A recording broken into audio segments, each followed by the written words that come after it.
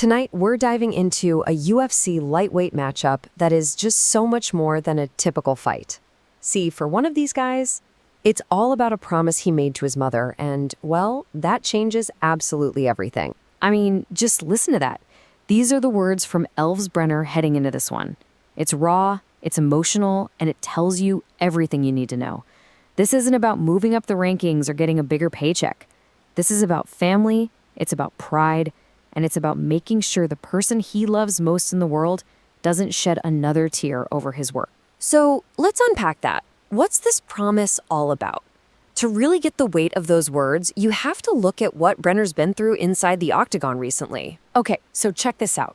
In 2023, he comes into the UFC and just sets the world on fire. He goes 3-0, grabs 2 big performance bonuses, everything's looking up. But then, 2024 hits, and it hits hard.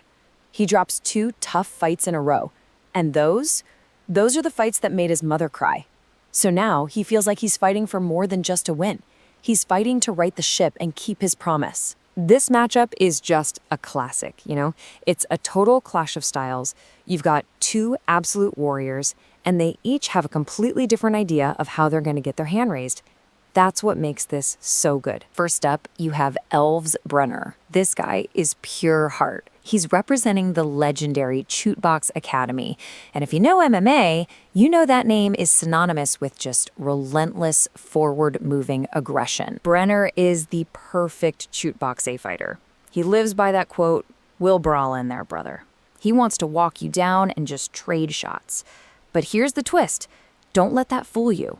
His biggest weapon is actually on the ground. He has truly elite-level Brazilian Jiu-Jitsu. And all of it, all that passion, is being fueled by that promise. He is 100% ready to make this a war. And his opponent? The man they call El Gringo, Esteban Ribovics.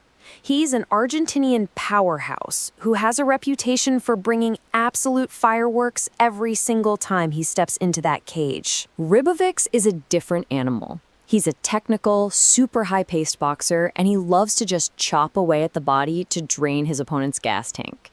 He's already been in a Fight of the Year contender this year. But the most unbelievable thing about him is his durability. Look at that last point again. The man has never been finished in his entire career. Ever. So this is what it all boils down to.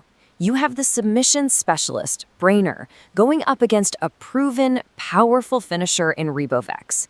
It's a true test of styles. Is this fight going to be decided on the feet, with fists flying? Or is it going to hit the mat, where Brener does his best work? All right, we've got the story, we've got the styles, but what does the cold, hard data tell us? Let's break down the numbers on this thing. So you look at the tail of the tape here, and they're almost identical. Same height, same orthodox stance. But look at the reach. Brener has a pretty significant 3.5-inch advantage.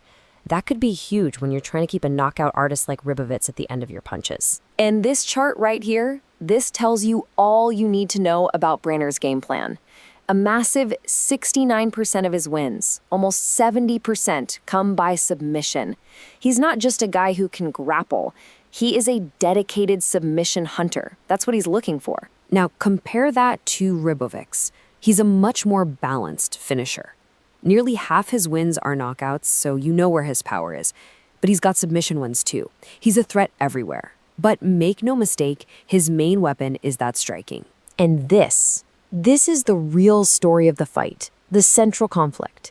It's the classic, unstoppable force versus the immovable object. Brener has 11 submission wins, but he's never been submitted. Ribovics has 7 knockout wins, but he's never been knocked out. I mean, come on, something has to give here. So where's the smart money going? Well, it's heavily in favor of Esteban Ribovics. He's the clear favorite. The odds makers are betting that his power and that incredible durability will be the deciding factors.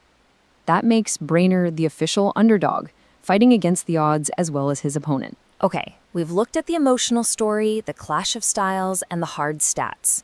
Let's pull it all together and see what the final call is from the experts who've broken this down. So, the big question is still hanging in the air.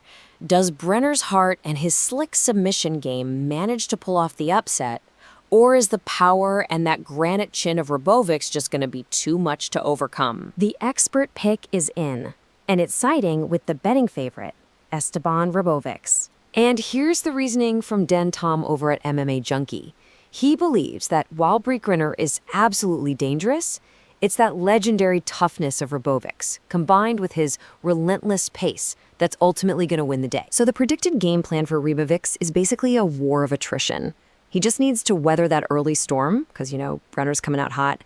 Then he can start his own work, methodical pressure, those painful body shots, and just slowly drain Brener's energy, setting up a finish late in the fight, probably in the third and final round. But at the end of the day, you can break down stats and predictions all you want. You just can't measure heart.